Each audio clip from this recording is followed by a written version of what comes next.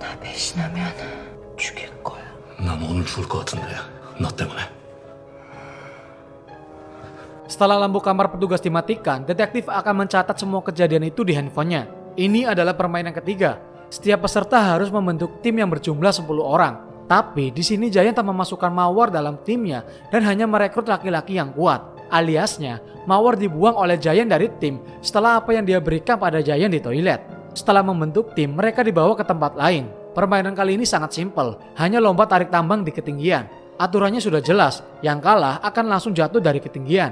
Jadi inilah alasan Giant hanya merekrut pria yang kuat.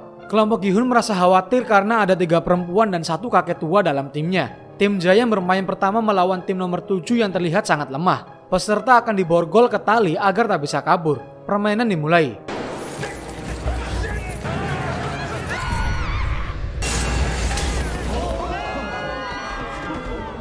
Peserta yang jatuh akan langsung dimasukkan ke peti bahkan yang masih sekarat sekalipun.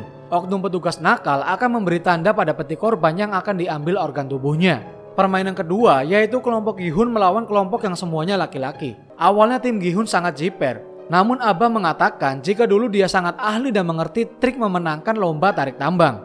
Jadi semua tim akan mengikutinya. Pemain paling depan harus terlihat kuat dan berani agar tak terlihat lemah oleh lawan. Pemain paling belakang harus yang paling kuat sebagai jangkar kapal. Sisanya bebas dan pemain berposisi menyilang kanan dan kiri secara selang-seling agar lebih kokoh. Letakkan tali di ketiak. 10 detik awal hanya menahan tali dan tak bergerak dengan merebahkan tubuh ke belakang. Setelah lawan kehilangan ritme, barulah permainan dimulai.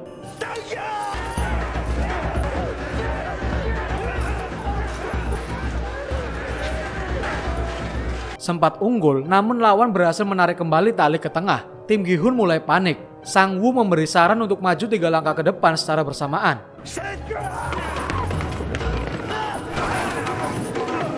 Dengan trik itu, lawan akan terjatuh dan barulah tim Gi-hun menarik tali sekuat tenaga.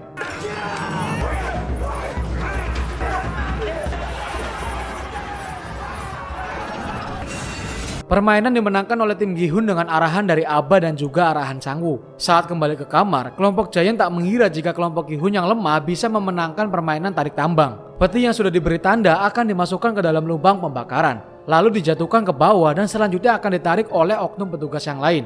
30 menit lagi lampu kamar akan dipadamkan. Untuk mengantisipasi penyerangan, kelompok Gi-hun membuat benteng pertahanan dengan menggunakan ranjang. Giant mencari Dokter Broto yang katanya pergi ke toilet. Tentu saja bukan, dia dibawa kelompoknya untuk menuju ruang operasi. Kamera CCTV, tenang, mereka juga punya orang dalam yang langsung menghapus rekamannya.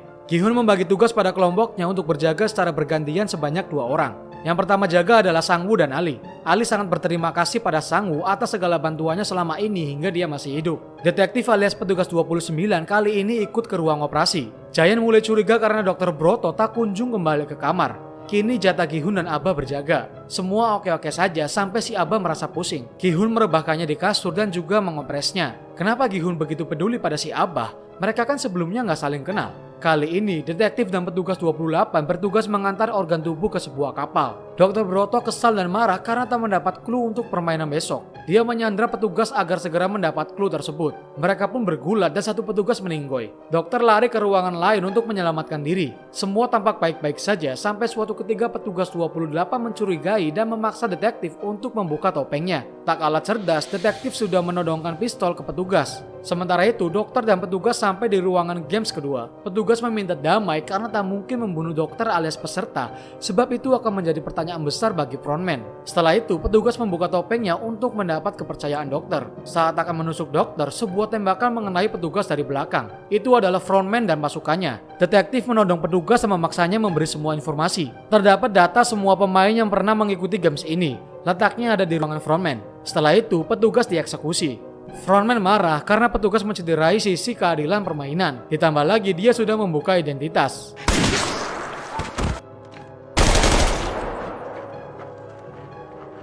Frontman mengecek semua petugas yang terlibat dan menyimpulkan masih ada satu lagi yang masih hidup, yaitu nomor 29 alias detektif. Sampailah detektif di ruangan frontman. Dia langsung menuju ruang berkas untuk mencari data kakaknya. Bisa kita lihat juga ternyata permainan ini sudah berlangsung sejak tahun 1999. Artinya, Gi-hun dan kawan-kawan bukanlah generasi pertama. Sampai di perkas tahun 2015, barulah detektif menemukan data abangnya yang bernama Hwang In-ho. Abah yang sedang sakit demam sampai mengompol di celana. Gi-hun pun memasangkan jaketnya untuk menutupi celana Abah. Saat akan menuju ke ruangan permainan, peserta diperlihatkan mayat petugas dan dokter Broto yang digantung sebagai contoh orang-orang yang curang dalam permainan.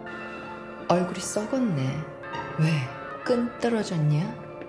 저게 진짜 Kali ini peserta akan bermain secara berpasangan atau 2 orang. Total pemain tinggal 79. Artinya akan ada satu peserta yang tak mendapat pasangan. Sang-woo justru memilih Ali ketimbang temannya sendiri Gi-hun. Yang lain juga sudah mendapat pasangan dan hanya tersisa Gi-hun dan Abah. Abah tahu tak ada orang yang akan mau main dengannya. Dia memberikan jaket nomor 001-nya pada Gi-hun lalu pergi. 이 도시 없으면은 사람들이 자네를 우습게 볼 거야. Siska bermain bersama bocil sebut saja namanya Cindy. Dan Siska lah yang mengajak Cindy bergabung dalam tim saat lomba tarik tambang di saat tim lain tak ada yang mau merekrutnya. Pemain lain mengajak Gi-hun menjadi pasangannya karena Gi-hun cukup cerdik dan kuat juga untuk mengurangi resiko tak mendapat pasangan bermain. Yang diharapkan menjadi tumbal tentu saja Abah karena pemain berpikir bisa saja orang yang tak mendapat pasangan akan langsung dieksekusi. Atas pertimbangan itu, Gi-hun justru memilih Abah sebagai pasangan agar si Abah mendapat pasangan main daripada langsung dieksekusi. Lagi pula peserta juga belum tahu akan bermain apa. Setelah waktu habis, ternyata Mawar yang tak mendapat pasangan. Dia mencoba merebut pasangan lain namun apa daya tak ada yang mau. Dia pun langsung dibawa oleh petugas. 누가 빼돌렸지? 근데 어디냐고 개새끼들아! Peserta dibawa ke miniatur perkampungan Korea. Setelah ke posisi, peserta diberikan masing-masing satu kantong yang berisi 10 kelereng. Gi-hun dan Abah merasa sangat senang karena masing-masing dari mereka sangat mahir bermain kelereng. Sampai saat peraturan disebutkan, para peserta mulai kebingungan. Mereka tak akan melawan tim lain. Peraturan menyebutkan kalau 2 orang saling adu bermain kelereng dengan tipe apapun dan siapa yang mendapat 20 kelereng akan menang. Artinya, mereka yang sudah memilih pasangan justru akan menghabisi pasangannya. Permainan harus tetap dilanjutkan. Beberapa ada yang bermain kelereng seperti di Indonesia. Banyak juga yang hanya sekedar menebak jumlah kelereng yang disembunyikan genap atau ganjil. Namun justru Abah malah berkeliling seperti anak kecil dan tak mau bermain. Sementara Siska dan Cindy, mereka hanya banyak ngobrol jadi akan saya skip. Jayan mulai cemas ketika lawan mainnya mendapat banyak kelereng. Karena itu dia minta untuk berganti jenis permainan kelereng. Sementara itu Sang-woo mulai terpojok dan menyisakan satu kelereng terakhir. Dan di sini terlihat sisi buruk dari Sang-woo yang memang tak mau dikalahkan. Kini Sang-woo justru memohon agar Ali mau mengalah, tapi tentu saja Ali tak mau. Gi-hun mulai bermain ganjil genap dan si Abah terlihat sangat mahir. Kini sisa kelereng Gi-hun tinggal 1.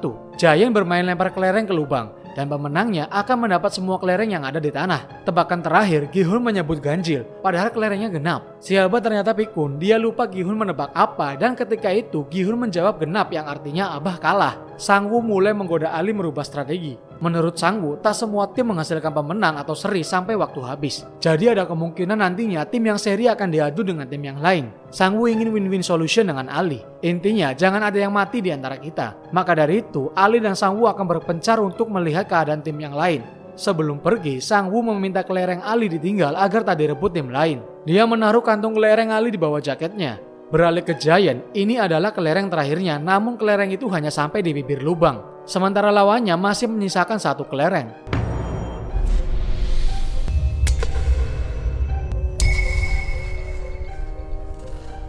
Karena yang masuk adalah kelereng Jayan, maka Jayanlah yang memenangkan permainan dan lolos dari maut. Lawannya lari karena ketakutan. Saat suara tembakan, Sang-woo menukar kantung milik Ali dengan miliknya. Ali tentu percaya karena kantung itu terisi penuh. Gi-hun masih bermain dengan memanfaatkan kepikunan Abah. Sebenarnya Gi-hun tak tega, tapi mau bagaimana lagi? Dia harus tetap hidup, sementara Abah jika menang pun sebentar lagi dia akan mati karena tumor. Sang-woo mengkhianati Ali dan langsung menyerahkan 20 kelereng pada petugas. 당신들이 말한 규칙은 어떤 게임을 하든 폭력을 쓰지 않고 상대방의 구슬을 모두 따면 되는 거였어. 난 아무런 폭력도 쓴 적이 없어. Siska dan Cindy akhirnya bermain di 3 menit terakhir. Siapa yang melempar kelereng paling dekat dengan dinding akan mendapat semua kelereng lawan. Siska melemparnya cukup dekat dengan dinding. Tiba saat giliran Cindy, namun justru dia hanya menjatuhkan kelereng itu tanpa melemparnya. 난 없어. 너는 여기서 나갈 이유가 있지만 난 없어. 이유가 있는 사람이 나가는 게 맞잖아.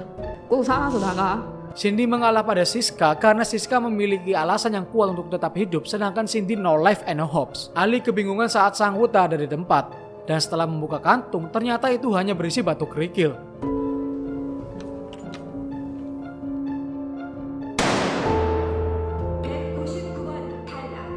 Kini waktunya Siska dan Cindy berpisah. 고마워. 나랑 같이 해줘서. Abah berjalan menuju ke sebuah rumah yang menurutnya mirip dengan rumah aslinya. Abah memberikan satu kelereng terakhirnya untuk Gi-hun karena dia adalah ganbu. Ganbu adalah orang yang rela membagi kelereng miliknya pada orang lain. 그동안 고마웠네. 자네 덕분에 잘 있다가 가네. Sebelum berpisah, Abah memberitahu jika nama aslinya adalah Ilnam. Gi-hun pun berjalan dengan menangis meninggalkan Abah Ilnam.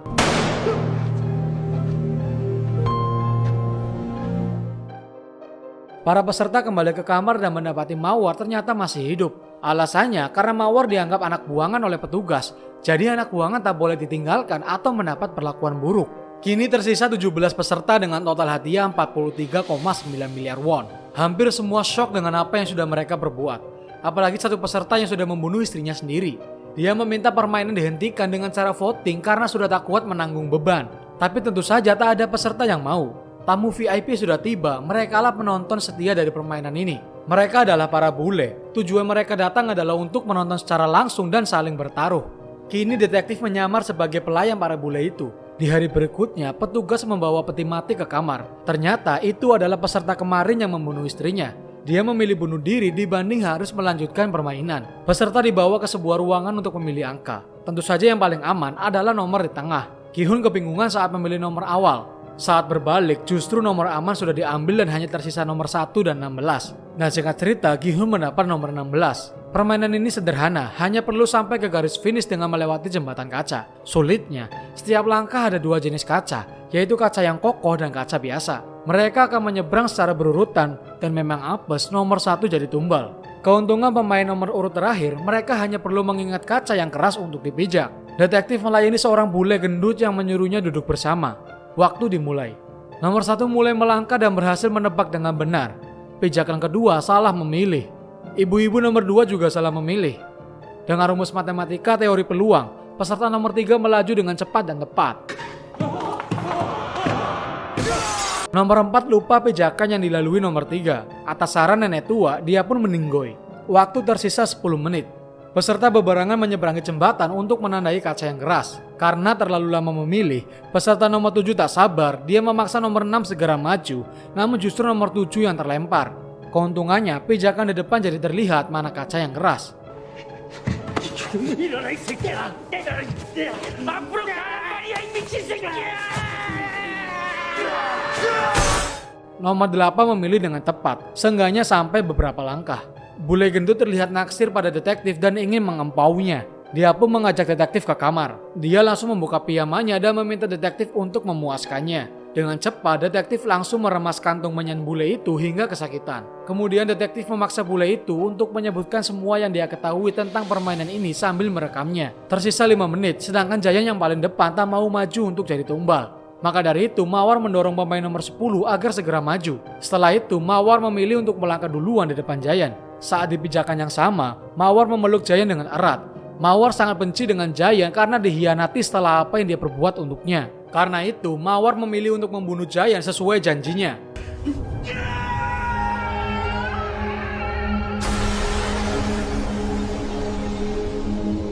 Selanjutnya tersisa 4 peserta. Peserta 13 adalah seorang ahli kaca. Dia dapat membedakan kaca yang kokoh dan kaca yang biasa. Maka dari itu, hanya perlu mengecek dan melompat, semuanya akan aman. Frontman kemudian mematikan lampu sehingga nomor 13 tak bisa memeriksa kaca dari pantulan cahaya. Akhirnya Sang-woo melangkah di pijakan nomor 13. Sang-woo, Siska, dan Gi-hun bisa sampai dengan selamat dan setelah itu semua kaca dipecahkan.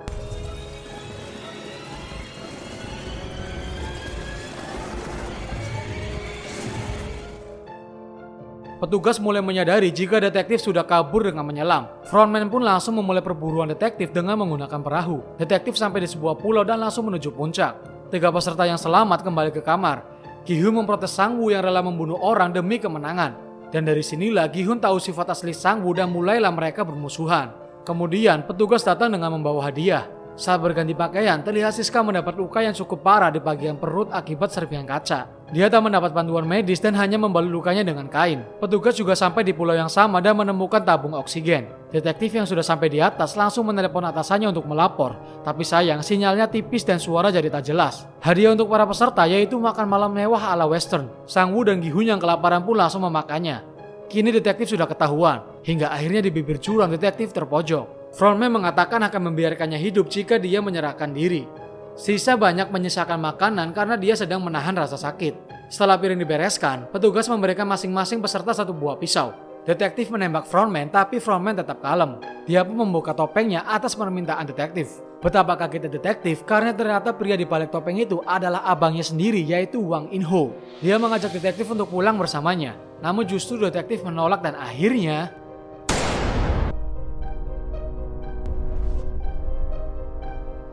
para peserta hanya terdiam di ranjang masing-masing sambil memegangi pisau. Gi-hun mendatangi Siska dengan damai. Dia mengajak Siska untuk bekerja sama mengalahkan Sang Woo pada permainan terakhir. Mereka saling berbincang tentang rencana mereka jika keluar dari sini. Siska menahan tangisnya dan menitip pesan. 내 동생 꼭 챙겨준다고. Gi-hun memotong pembicaraan. Dia melihat Sang Woo yang terlelap dan berencana akan membunuhnya. 그러지 마.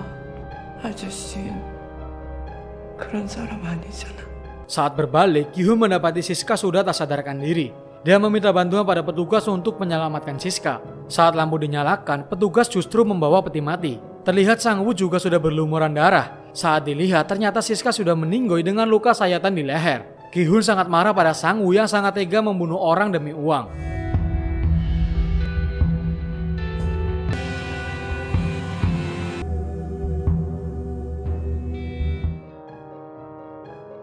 Kini hanya tersisa 2 peserta pada hari terakhir permainan. Menggunakan toss koin, Gi-hun memilih menjadi penyerang dan Sang Woo menjadi penjaga dalam permainan terakhir. Kali ini mereka bermain permainan anak-anak yang disebut dengan permainan cumi-cumi alias Squid Game. Penyerang harus masuk ke dalam gambar cumi-cumi, lalu berlari melewati penjagaan dan menginjak kepala cumi-cumi untuk menang. Penjaga harus mendorong penyerang untuk memenangkan permainan. Jika salah satu dari mereka ada yang tak bisa melanjutkan permainan, maka yang bertahan akan menang. 게임을 진행할 수 없는 상태는 어떤 상태입니까? 참가자가 사망한 상태를 말합니다. Tak ada batasan kekerasan dalam permainan, artinya diperbolehkan untuk membunuh. Permainan dimulai.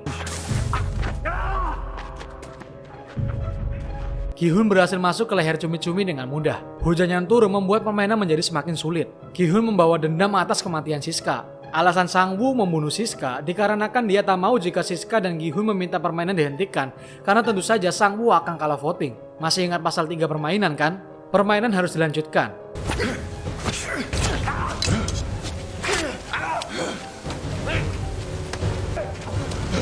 Hampir saja Gi-hun didorong masuk keluar, namun untungnya dia masih selamat. Gi-hun kini dililit jas dan membuatnya kesulitan.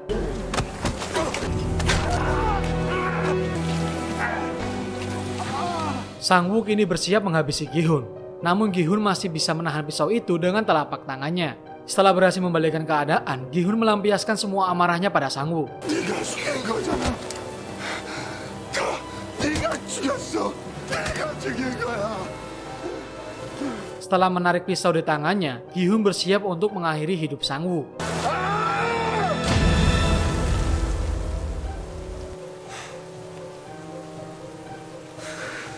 Gi-hun tak mau tangannya kotor dengan membunuh. Dia memilih untuk berjalan menuju kepala cumi-cumi untuk memenangkan permainan. Namun Gi-hun justru berputar arah dan meminta para petugas untuk membatalkan permainan dengan ketentuan pasal 3. Dia ingin menyelamatkan Sang Woo dengan keluar dari tempat itu tanpa uang sepeser pun. Gi-hun meminta Sang Woo untuk mengikuti voting dan memilih mundur dari permainan. 미안해.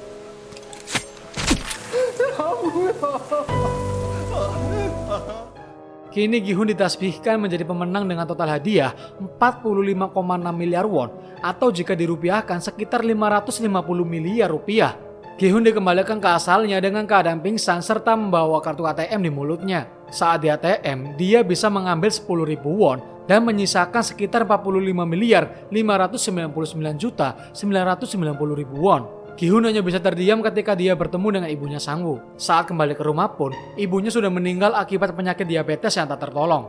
Beberapa bulan kemudian, Sang-woo terlihat masih murung dan urak-urakan. Dia bahkan sampai dipanggil petinggi bank karena tak pernah menggunakan saldo rekeningnya. Saat melamun, dia dihampiri penjual bunga dengan memohon untuk dibeli. Gi-hun membelinya. Di balik bunga itu terdapat sebuah amplop yang berisikan kartu nama permainan setan itu. Di belakangnya tertulis suatu alamat dan waktu yang ditentukan.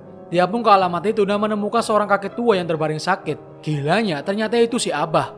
Gi-hun pun merasa kebingungan dan bertanya-tanya, siapa sebenarnya Abah Il-nam ini? Dia sangat emosi pada si Abah yang telah tega melakukan semua ini. 돈을 굴리는 사람이야. 내 이름이야. 오일남. Kalau begitu, apa motifnya melakukan semua ini? 돈이 너무 많은 사람의 공통점이 뭔 줄 아나? 사는 게 재미가 없다는 거야. Intinya, para orang kaya ini sudah bosan dengan kehidupan yang ada. Apa yang mereka inginkan sudah dimiliki, lalu apa lagi? Jika dapat kita simpulkan, mungkin salah satunya adalah melihat orang-orang terbunuh. Tapi para orang kaya ini fair, mereka tak menculik atau memaksa orang untuk ikut. Lalu apa alasannya ikut dalam permainan ini? Apa sudah bosan hidup?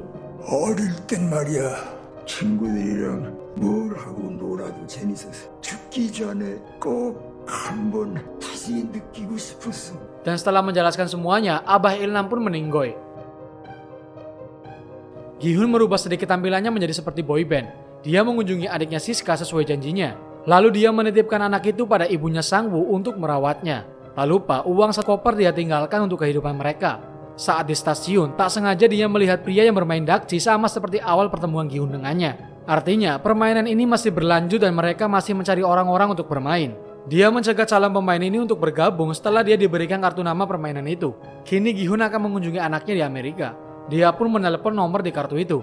너희들이 누군지, 어떻게 사람에게 이런 짓을 할 수 있는지 용서가 안 돼. 그 비행기를 타. 그게 당신한테 좋을 거야. Gi-hun masih menaruh dendam atas perbuatan orang-orang di balik permainan ini. Dia pun membatalkan penerbangannya dan memilih tetap stay di Korea Selatan. Film ini berakhir sampai di sini. Jika dilihat dari akhir film, sepertinya akan ada season kedua dari serial ini. Tapi berita terakhir mengatakan jika tak ada season 2 dalam film Squid Game. Mungkin itu hanya trik marketing agar orang-orang meminta dibuatkan season keduanya. Tapi entahlah. Jangan lupa subscribe, like, dan komen. Oke lah, makasih buat yang udah nonton.